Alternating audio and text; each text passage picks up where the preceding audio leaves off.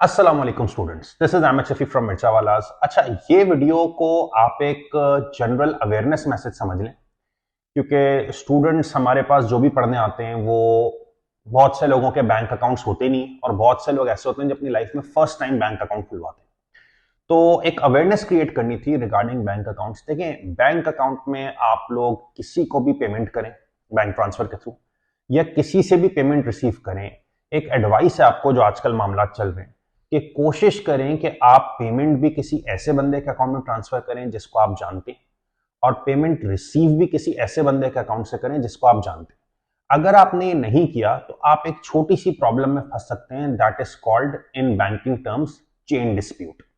अब होता क्या है कि मिसाल के तौर पर आप किसी इलेक्ट्रॉनिक शॉप पे गए, आपने वहां से कुछ सामान खरीद लिया, आपके पास कैश पैसे नहीं थे, उसने कहा यार अकाउंट में पैसे जमा करा दो। अब हो सकता है वो अपना अकाउंट दे इलेक्ट्रॉनिक शॉप का, और कभी कभार वो कहता है यार ये इस बंदे का अकाउंट है, इसमें पैसे जमा करा देना। आपको जाहिर है 1000-1500 की पेमेंट करनी थी, आपने सोचा ही ना, आपने उस बंदे के अकाउंट में पैसे जमा करा दिए।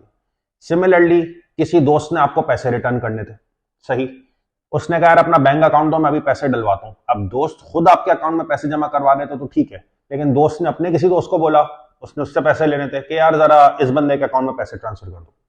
पैसे चले भी जाते हैं, पैसे आ भी जाते हैं, लेकिन अगर कभी जिन लोगों के अकाउंट से पैसे आए हैं या जिनके अकाउंट में आपने पैसे डिपॉजिट करवाए, वो लोग लेट सपोज कोई भी सस्पिशियस एक्टिविटी में इन्वॉल्व है, लाइक कोई गलत काम नहीं, लेकिन पाकिस्तान का लॉ जैसे क्रिप्टो करेंसी ट्रेडिंग को अलाउ नहीं करता, तो अगर उनके अकाउंट से कभी कोई क्रिप्टो मूवमेंट वगैरह या उस सिलसिले में पेमेंट हुई होती है तो स्टेट बैंक उनके अकाउंट को as per government regulations block कर देता है।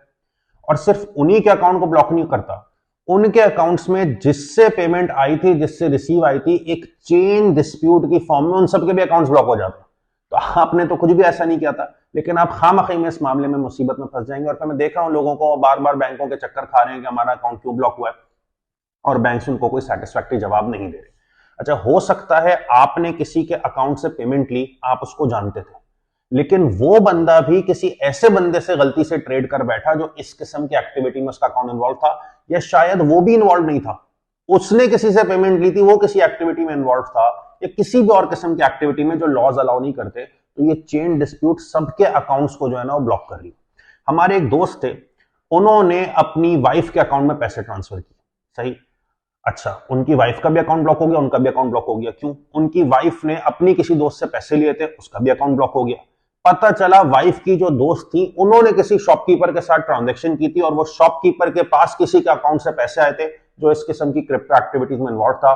तो बिकॉज ऑफ दैट उसका अकाउंट ब्लॉक हुआ, उसने शॉपकीपर को पैसे ट्रांसफर किए थे, शॉपकीपर का अकाउंट ब्लॉक हुआ।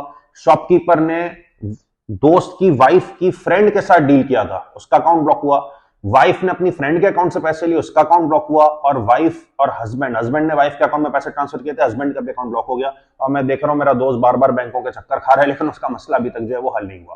तो ये चेन डिस्प्यूट एक बहुत बड़ा मसला बनता जा रहा है। मेक श्योर आप सिर्फ उन्हीं के साथ डील करें वाया बैंकिंग चैनल जिनको आप अच्छी तरीके से जानते हैं। Thank you.